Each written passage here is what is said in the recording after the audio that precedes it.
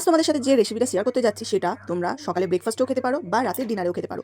তো চলো, এই দুটোই হচ্ছে আজকে আমার অস্ত্র। তো প্রথমেই তাকে ছাড়িয়ে বেশ সুন্দর করে কুচি কুচি করে কেটে নিয়েছি, আর এটাকে মিক্সির জারেতে দিয়ে এটাকে ব্লেন্ড করে নিচ্ছি।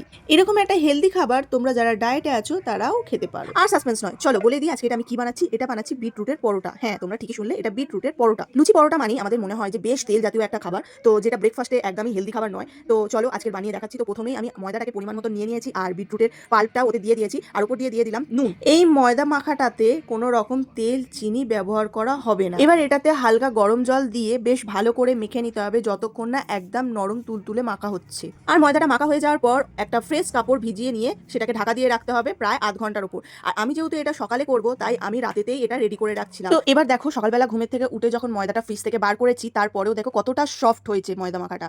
তো চলো এবার এটাকে রুটি বানানোর পালা। তো নর্মালি যেমন আমরা আটা দিয়ে রুটিটা বেলি সেরকমই আটা দিয়ে বেলে নেবো। এখানেও আমরা তেল কোনো রকম ব্যবহার করবো না, কারণ একবারে রুটিটা এইভাবে তেল দিয়ে হালকা তেলে সেঁকে নেবো। আর তোমরা যে যেমন সবজি দিয়ে পারো এটা খেতে পারো। তো তোমাদের ভিডিওটা কিরকম লাগলো অবশ্যই কমেন্ট করে জানিও। আসছে একটা নেক্সট ভিডিও। ততক্ষণ তোমরা সুস্থ থাকো, ভালো থাকো, এইভাবে আমাকে ভালোবাসা দিতে থাকো। টাটা।